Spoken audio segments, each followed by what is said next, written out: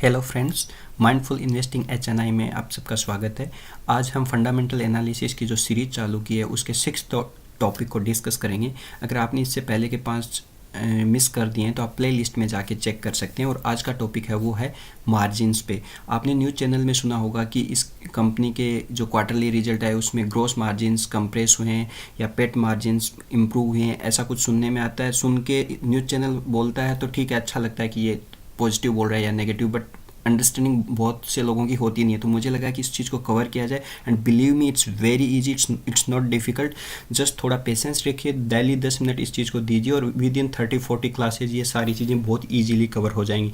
तो शुरू करते हैं, व्हाट आर द मार्जिन्स। तो मार्जिन्स 2 टाइप के होते हैं। एक वैसे तो 3 होते हैं, पर मेनली जो यूज होते हैं, जिनका एक्चुअल में यूज है आप फंडामेंटल एनालिसिस में, वो मेनली 2 हैं। One is gross profit margins, one is gross profit margin and other one is net margins.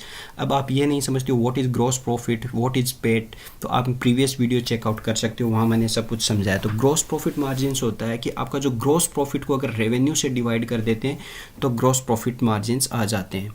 Multiplied by 100 तो होगा ही, ऑब्वियसली परसेंटेज में कैलकुलेट कर रहे हो। तो अब यहाँ फॉर्मूला नहीं रटना है, जहाँ मैं लेके चलूँगा यहाँ पे आपको ये चीज़ें बहुत इजीली समझ में आ जाएंगी। मैंने ये टाटा मोटर का P&L ओपन कर रखा है। इसमें देखिए, ये टाटा मोटर कंपनी है, ठीक है। इसका P&L है, ये ईयरली P&L है, हर साल का। यहाँ पे सेल्स जो रेवेन्यू बोलते हैं अपन, हर साल का ये टॉप लाइन है वो रेवेन्यू है। उसके नीचे इनके क्या है, ये एक्सपेंसेज है। मैं इसको थोड़ा ग्रोथ मैंने कल एक्सप्लेन कर दिया था, वैसे एक्सपेंसेज ही है। तो ये कंपनी का रेवेन्यू आता है हर साल का, इसके नीचे का जो लाइन है वो है एक्सपेंसेज का, और इसके नीचे जो ये आ रहे हैं इनको ऑपरेटिंग प्रॉफिट बोल सकते हो या ग्रॉस प्रॉफिट बोल सकते हो। अब मार्जिन्स क्या थे, फॉर्मूला क्या था, अगर इस ग्रॉस प्रॉफिट को अगर अपन सेल्स से बोल दो या रेवेन्यू से डिवाइड करके 100 से मल्टीप्लाई कर देते हैं तो वो आ जाता है आपका ऑपरेटिंग प्रॉफिट मार्जिन्स। ये देखिए OPM बोल देते हैं, क्योंकि ये ऑपरेटिंग प्रॉफिट है, इसी का दूसरा नाम ग्रॉस प्रॉफिट है, और इसको डिवाइड कर दिया आपने रेवेन्यू से तो आपका आ गया OPM। तो ये कि यहाँ पे कितना है, 13% है, यहाँ 13% है। यहाँ देखिए, यहाँ पे 2022 में जब सेमीकंडक्टर की शॉर्टेज थी और वो सारी ही ऑटोमोबाइल सेक्टर उसमें इनपुट कॉस्ट के स्ट्रगल कर रहे थे, उनकी सेल्स भी कंपेरेटिवली थोड़ी ज़्यादा नहीं हुई, उसमें ग्रोथ नहीं आ रही थी, तो यहाँ पे मार्जिन्स वहाँ पे कंप्रेस हुए थे। वो ये कह देते हैं कि मार्जिन्स कंप्रेस हो गए। अब देखिए, अभी ट्रेलिंग 12 मंथ का देखते हैं तो यहाँ मार्जिन्स इंप्रूव हुए। अब कैसे इंप्रूव हुए मार्जिन्स? इंप्रूवमेंट को पहली बात तो ठीक है, आपने देख लिया कि परसेंटेज में आता है, फॉर्मूला क्या है, उसकी इंपॉर्टेंस नहीं है। इसका सिग्निफिकेंस क्या है, कंपनी की ग्रोथ की अंडरस्टैंडिंग है, क्योंकि अल्टीमेटली अगर कंपनी में ग्रोथ आती है तभी आपका स्टॉक प्राइस आगे चलेगा। पहली बात, मार्जिन्स कब इंप्रूव होंगे, या तो कंपनी की सेल्स बोल दो या रेवेन्यू है वो अच्छा खासा इंप्रूव हो जाए, या उसके एक्सपेंसेस क्या हो जाए, कम हो जाए।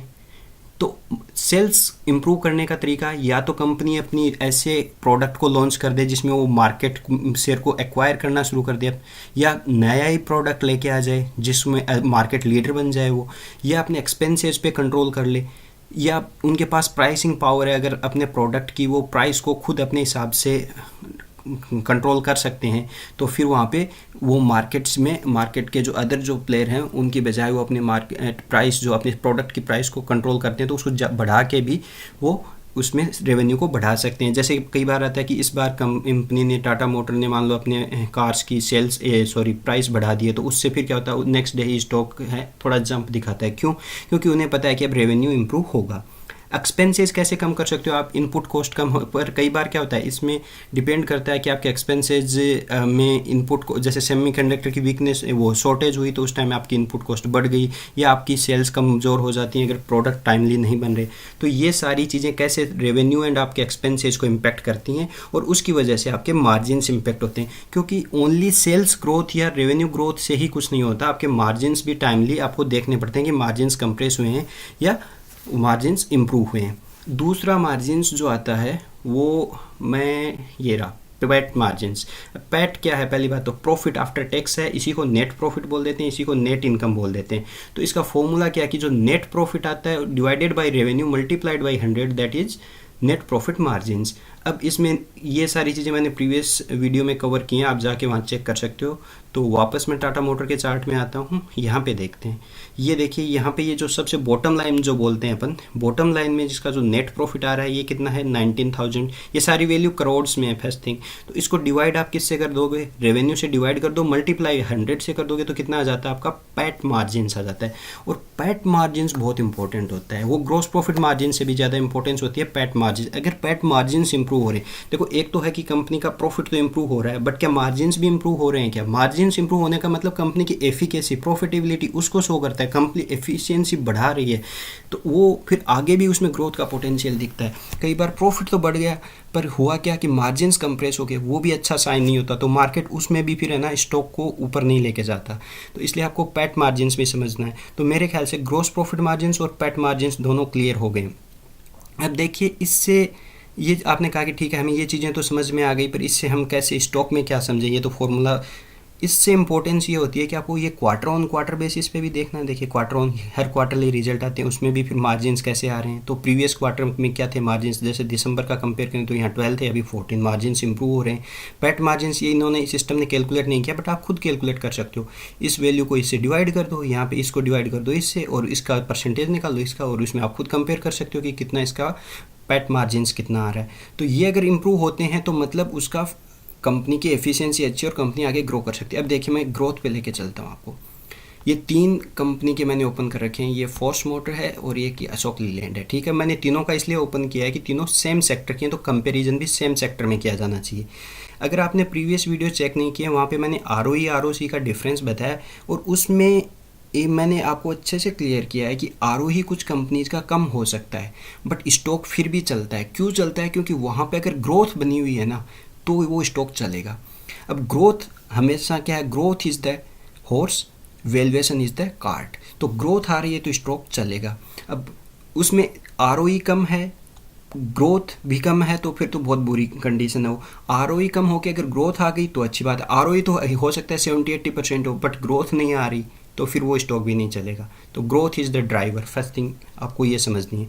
अब इन तीनों का कंपैरिजन मैं क्यों दिखा रहा हूँ, देखो लास्ट ट्रेलिंग 12 मंथ का इसकी प्रॉफिट ग्रोथ देखिए 218% का है, सेल्स ग्रोथ है 18% का। सेल्स ग्रोथ के बाद ही प्रॉफिट ग्रोथ देखते हैं, क्योंकि ये EPS की ग्रोथ देख रहे हो आप। स्टॉक कितना चला लास्ट 1 ईयर में, 19%। दूसरा स्टॉक टाटा मोटर, इसकी देखिए इसकी ग्रोथ कितनी आई, 496%। ग्रोथ उससे ज़्यादा है पहले वाले से। स्टॉक कितना चला, 131%, उससे ज़्यादा इसने रिटर्न दिया। इसके बाद आ जाते हैं अपन फोर्स मोटर, इसकी देखिए इसकी सेल्स में ग्रोथ भी उनसे ज़्यादा, प्रॉफिट में ग्रोथ भी 615%, तो स्टॉक देखिए कैसे चला फिर 431%।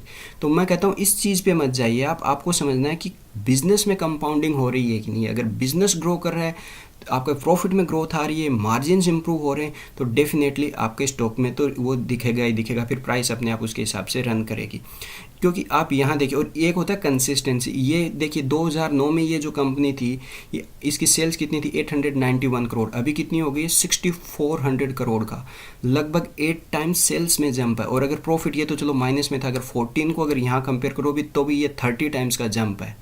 और यहाँ पे अगर यही चीज़ अपन अशोक लीलैंड में देखें तो अशोक लीलैंड में देखिए पहले सेल्स होती थी 11,000 की, अभी 45,000 की, 4 टाइम्स इंप्रूवमेंट हुआ है, जबकि उसमें कितना था 8 टाइम्स का। और प्रॉफिट देखिए यहाँ, अगर यहाँ से देखोगे ये तो माइनस में, यहाँ 712 से कितना हुआ 25, जस्ट 3.5 टाइम्स का जंप है। टाटा मोटर में देख लेते हैं, टाटा मोटर में भी क्या हुआ, यहाँ पहले 1,65,000 करोड़ की जो सेल्स थी, अभी ये अराउंड 3 टाइम्स इंप्रूव हुई, 4 लाख प्लस हुई। और यहाँ प्रॉफिट देखिए पहले इतना था, अभी भी थोड़ा। तो इसीलिए फोर्स का स्टॉक एक तो कंसिस्टेंटली ग्रो कर रहा है और उसको मेंटेन किया, इसीलिए वो स्टॉक सबसे ज़्यादा चला। तो आई थिंक आज के लिए इतना काफ़ी है, फिर नेक्स्ट वीडियो में मिलते हैं और नए फंडामेंटल एनालिसिस के लिए। Thank you.